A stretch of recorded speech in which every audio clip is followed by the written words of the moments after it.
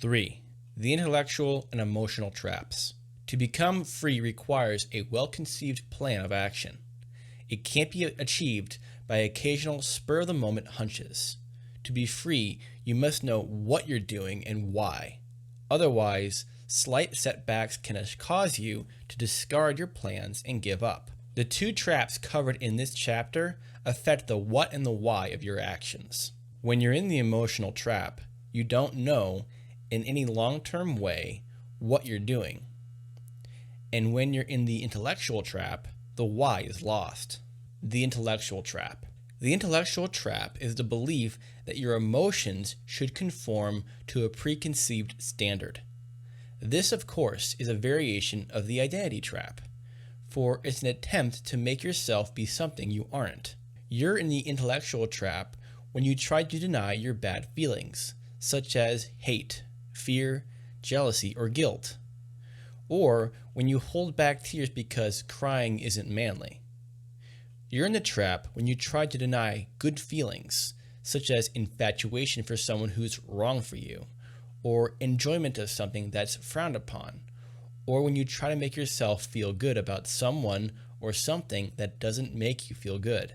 You're also in the trap when you believe you should be happy simply because you're doing what you've been told will make you happy. A good example is the businessman who has to keep reminding himself that his $70,000 a year job in carpeted office are what he's always wanted. Or the woman who keeps telling herself she must be happy now that she finally has a husband, 4 children, and a home in suburbia. Each of them is living a life he's been told should make him happy, but if it doesn't, he attempts to make his emotions respond. The intellectual trap is an attempt to regiment your emotions so that they will react according to an intellectually determined standard. An emotion is an involuntary response to something that happens. It isn't intentional. You can't command yourself to feel something. But when it happens, your body reacts. A warm prickling at the back of your neck, or a twist in your stomach, or a tightening of your chest. And there's usually an urge to express yourself outwardly through laughter, tears, talk, hitting, or hugging someone. These are emotions or feelings. I'll use the two words interchangeably.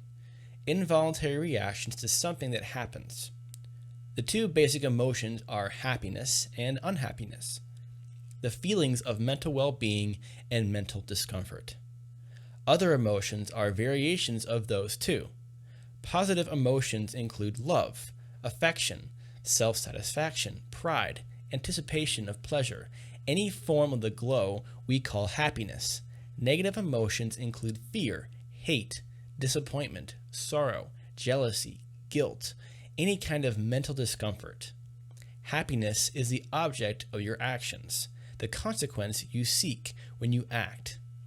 But it's important to remember that happiness is an emotion. You can't turn it on at will. You feel it as an involuntary response to the conditions in your life at a given moment. Your emotional nature, like almost everything else about you, is unique. What makes someone else happy might be interesting, curious, even fascinating to know, but it doesn't tell you what would make you happy. You can't find happiness by telling yourself to be happy, nor can you find it by doing the things that others have said make them happy, nor can you find it by telling yourself that a good man or a moral woman or a rational person would be happy doing a certain list of things. To find happiness, you must know how your unique emotional nature responds to things. You must observe and take seriously your own emotional reactions. For if you attempt to fit your emotions to a preconceived standard, you lose touch with yourself and blind yourself to the most important part of yourself, to what would make you happy. If you do that, there's no reason to be surprised if doing the good things doesn't produce great joy for you. Life will be relatively tasteless, gray, and boring if you deny the very emotions that could tell you what makes life joyous and exciting. That doesn't mean you have to be a slave to your emotions. You can get into trouble by responding rashly to your feelings. The recognition of a feeling isn't a command to act in a given way. There are alternatives, ways of satisfying an emotion without getting into trouble.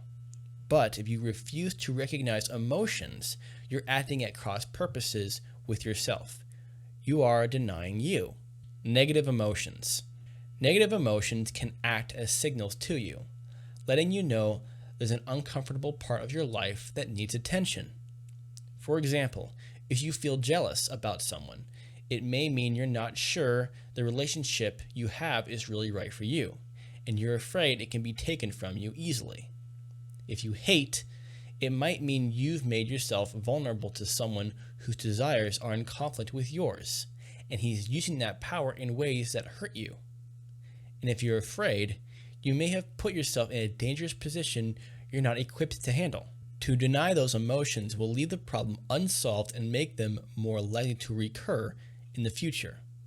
You can't wish away negative emotions, but if you recognize them, you can take steps to eliminate them. To acknowledge your discomfort doesn't obligate you to act on the urge that accompanies it. What you do about the situation is a separate matter. There are usually several alternatives.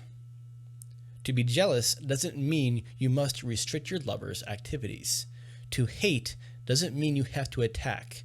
To be afraid doesn't mean you have to run, although that may sometimes be the best course of action. Another way of denying your emotions is to convince yourself you won't be afraid in a given situation. You dive into it, knowing you should be able to handle it and create more problems for yourself. Your mind is clouded by the fear you are determined not to feel, and you can't handle the situation effectively. You can't be something you're not. Don't tell yourself you can do things if your experience tells you that you can't. First, you will have to increase your ability to deal with such situations, and that takes more than false confidence. Don't try to deal coolly with an individual whose presence always infuriates you. Recognize your reaction and find a way to deal with him that doesn't require a confrontation.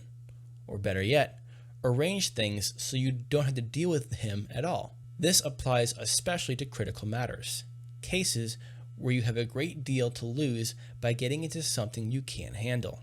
Don't try to stand up to your boss if you always go to pieces when you walk into his office. In smaller matters, you can afford to be more adventurous.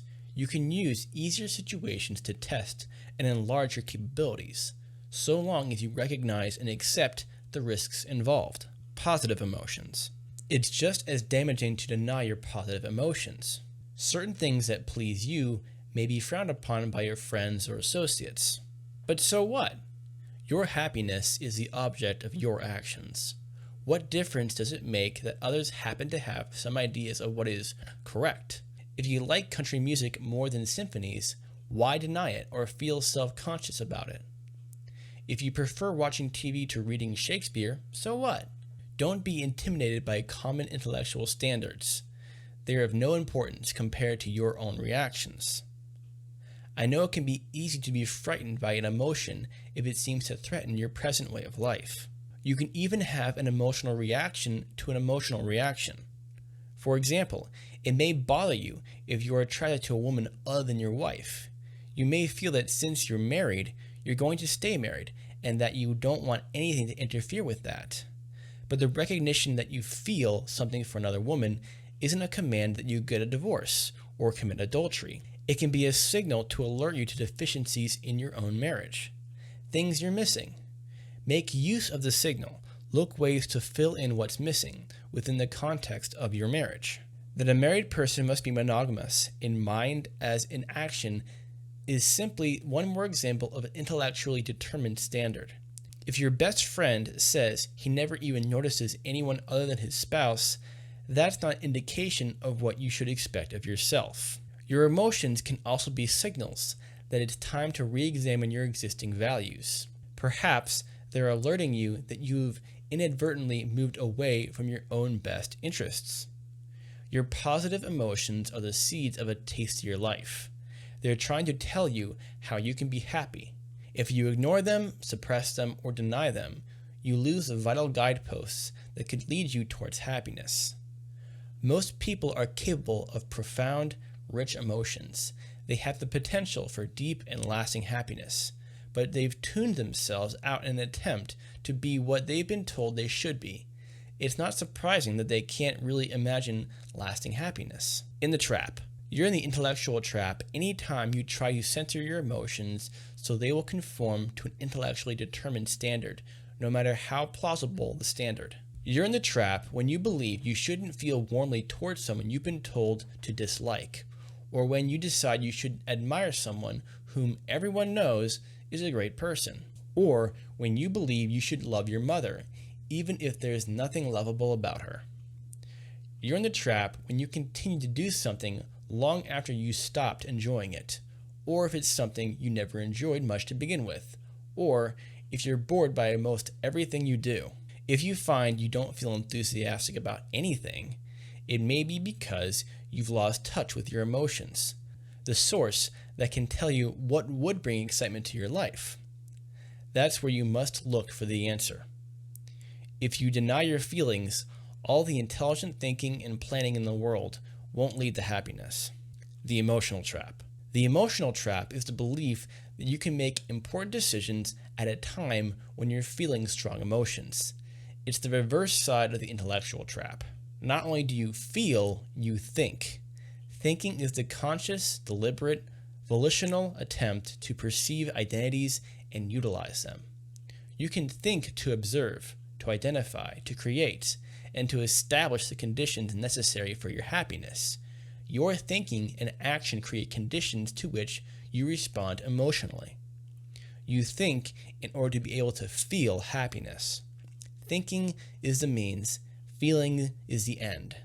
Your emotional responses tell you what things make you happy and unhappy. But at the moments when you feel strong emotions, such as hate, infatuation, anger, or excitement, your thinking is usually clouded. The emotional trap is the belief that you can make important decisions at such a time. That's the time when you're least likely to recognize all the alternatives and consequences. For example, you're in the emotional trap if you decide to propose marriage because of a sudden infatuation, or if you decide to quit your job while engulfed by anger at your boss or associates, or if you decide to respond to sexual arousal in ways you've already realized could cause trouble for you. These emotions are very real and must be recognized, but you can't make the best decision at the moment you're engulfed by them. You're bound to overlook many important considerations. If you're infatuated with someone, enjoy it. Revel in the glow for all it's worth. But don't try to make important long-term decisions at such a time. Can you imagine how many disastrous marriages are the result of such passing glows? If you're enraged about your job, go off by yourself, relax, and wait until your mind clears. Then consider all the ramifications. You might still decide to resign if you believe such moments of anger are too high a price to pay for your income. You will have decided at a time when you're equipped to do so, and you'll be better able to stick by your decision. If you've decided that certain types of sexual encounters could cause trouble for you, respect that decision. You can't reopen the case intelligently when you're breathless with excitement and the boss's wife is about to go change into something more comfortable. Tomorrow morning, you can re-examine the rules and the possible consequences involved. You might decide then to change your values, but you may also remember a number of good reasons for making your original decision. I have found that it's a good rule to never make an important decision when your emotions are in control. I try to program myself in advance to remember this rule when I need it. When I'm in an emotional state, either positive or negative, I try to keep just enough intellect working to tell me one thing: don't decide now. I wait until I've relaxed and can think more clearly. Footnote: the word intellect will be used interchangeably with thinking in the same way that emotion and feeling are being used synonymously. The expanding cycle. Unfortunately, many people act upon their emotions the moment they occur. Such a person doesn't want to take the time to recognize all the considerations involved. Afterward, he may have to pay an extremely high price for a brief episode of happiness. I once knew a woman who was basically quite intelligent, But her blind spot seemed to be this urge to act before recognizing the consequences. She hastily married a man who was exciting but not compatible with her. When things went poorly in the marriage, she suddenly knew that a baby would bring them closer together. She stayed in that mood long enough to get pregnant. Needless to say, the baby only complicated matters, creating financial crisis to go with their other problems. I'll skip over a few of the other crises and hasty decisions until we get to the third baby. By that time, she knew for sure that she was in the wrong place. When she finally got out of the marriage, she had 3 children, no income-producing skills, and was dependent for child support on an unreliable man. That led to another loveless marriage as a final solution to her financial problems. That didn't work either, of course, but it was even harder to get out of. As I said, she was basically intelligent, but she was unable to program herself to avoid important decisions when her emotions were dominant. There were always other alternatives to her actions, but she could never see them at the time of decision. Eventually, she came to feel that life itself was cruel, that other people were causing her problems, and that it was unfair to demand a high price of her when she was the one who was being mistreated. To her, freedom was a joke. She realized the point where there was no way she could support herself and the children, so she finally let her first husband have custody of them. Because she loved them, she paid a terrible price for the rash decisions she'd made in the past. Each time she made one of those decisions, she was sure she was escaping a difficult price, while in reality, she was only adding to the price she would have to pay one day. In the trap. The emotional trap is typified by the assumption that one's feelings of the moment will be permanent. This inspires actions that produce consequences that still have to be dealt with after the feelings have passed. You're in the emotional trap whenever you promise favors to friends or family in a glow of affection, but regret your promises later.